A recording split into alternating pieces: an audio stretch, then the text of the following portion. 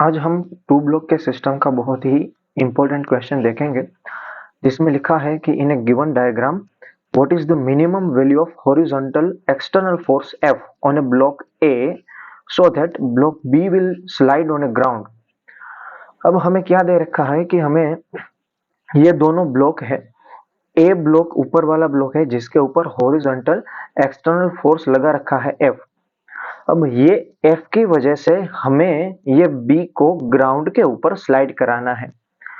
अब हम जनरली क्या करते हैं ऐसे क्वेश्चन में कि हम ये दोनों को पूरा एक सिस्टम ले लेते हैं।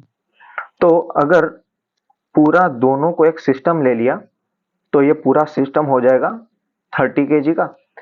जो भी एक्सटर्नल फोर्स लग रहा है वो एक्सटर्नल फोर्स ये पूरे सिस्टम पे लगा देते हैं। अब ये दोनों के बीच का जो फ्रिक्शन है वो हो चुका है इंटरनल फोर्स। अब ये पूरे सिस्टम के लिए जो भी एक्सटर्नल फोर्स है वो F है और दूसरा एक्सटर्नल फोर्स आएगा यहां से ग्राउंड से जो कि है फ्रिक्शन। अब ग्राउंड के फ्रिक्शन को हम बोल देते हैं Fg। अब Fg की वैल्यू मैक्सिमम Fg मैक्सिमम जो कि है ग्राउंड के ऊपर का म्यू और ग्राउंड पे जो नॉर्मल फोर्स लग रहा है वो नॉर्मल फोर्स।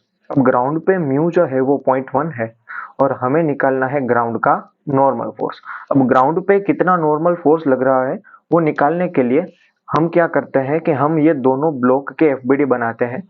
अब ये जो सबसे पहले ऊपर वाला ब्लॉक है 10 kg वाला जो कि नीचे बी के साथ कांटेक्ट में है। अब ये ए ब्लॉक, तो ए के ऊपर नीचे की डायरेक्शन में फोर्स लगेगा ग्रेविटेशन फोर्स जो कि होगा 100 न्यूटन। अब ए और बी एक दूसरे के कांटेक्ट में है तो नॉर्मल फोर्स लगेगा ये सरफेस के नॉर्मली परपेंडिकुलर डायरेक्शन में ऐसे लगेगा।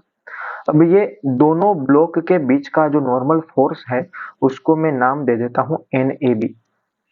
अब ये NAB की जो वैल्यू है NAB की वैल्यू होगी 100 न्यूटन क्योंकि ऊपर और नीचे की डायरेक्शन का फोर्स एक दूसरे को बैलेंस करेंगे। अब यही फोर्स बी ब्लॉक के ऊपर नीचे की डायरेक्शन में लगेगा, यही फोर्स।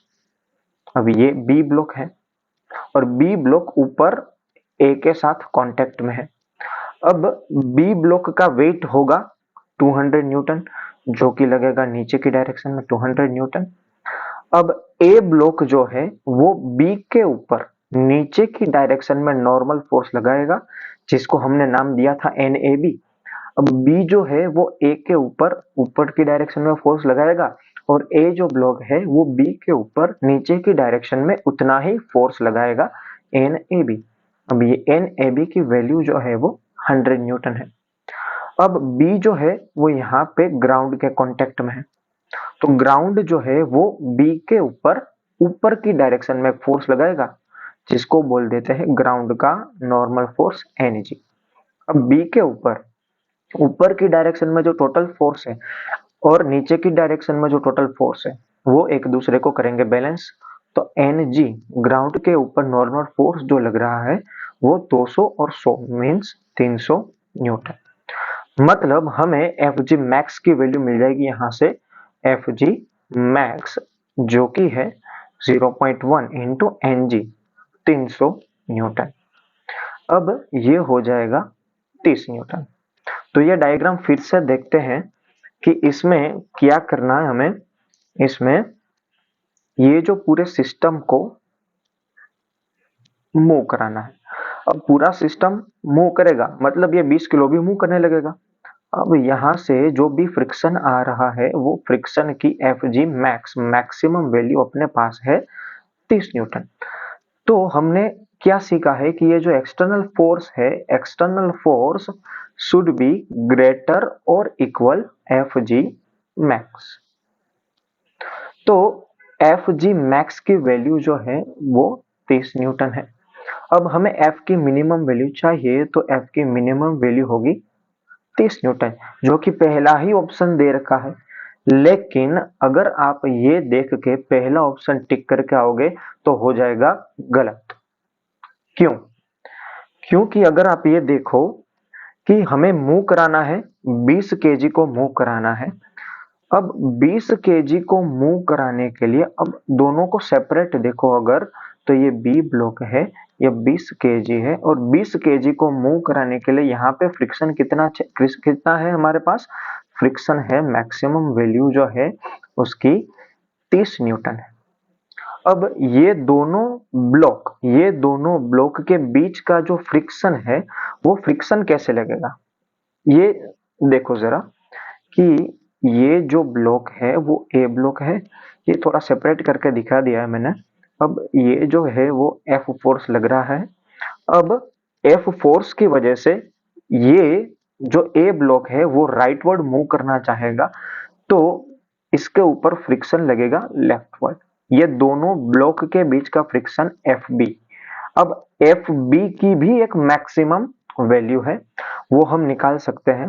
अब एफ बी की मैक्सिमम वैल्यू निकालने के लिए हमें क्या चाहिए, तो हमें चाहिए ये दोनों ब्लॉक के बीच का नॉर्मल फोर्स। ये दोनों ब्लॉक के बीच का नॉर्मल फोर्स कितना है, ये दोनों ब्लॉक के बीच का नॉर्मल फोर्स, यहाँ ये दोनों ब्लॉक के बीच का नॉर्मल फोर्स जो है वो अपना 100 न्यूटन है।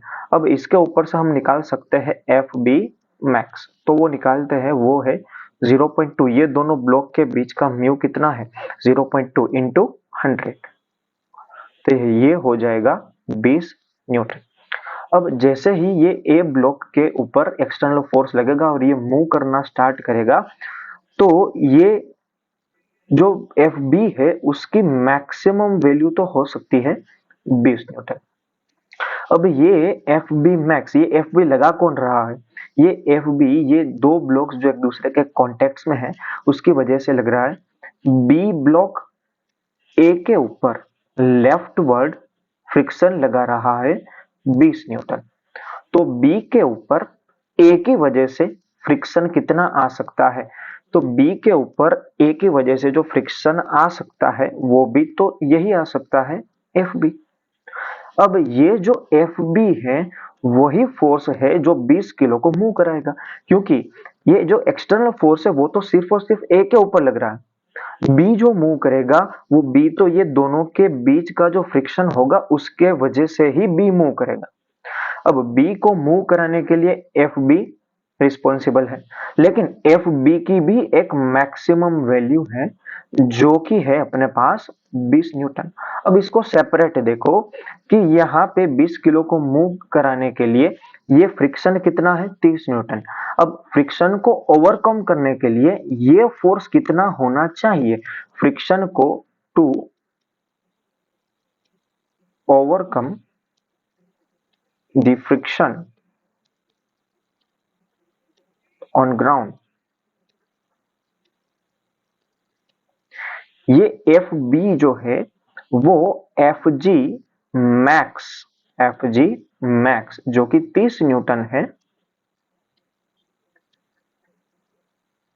उससे बड़ा या तो उसके जितना होना चाहिए। लेकिन ये जो एफ जी है उसकी मैक्सिमम वैल्यू ही अपने पास, उसकी मैक्सिमम वैल्यू अपने पास 20 न्यूटन है, तो एफ बी की जो मैक्सिमम वैल्यू है वो 20 न्यूटन है। अब ये चाहे जमीन आसमान एक कर लो, लेकिन ये दोनों के बीच का जो फ्रिक्शन है 20 न्यूटन से बढ़ नहीं सकता।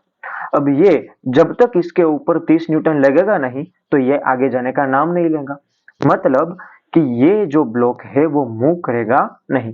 तो यहाँ पे ये केस में इसको मूव करना पॉसिबल नहीं है, तो अपना सही आंसर है नॉट पॉसिबल। Thank you.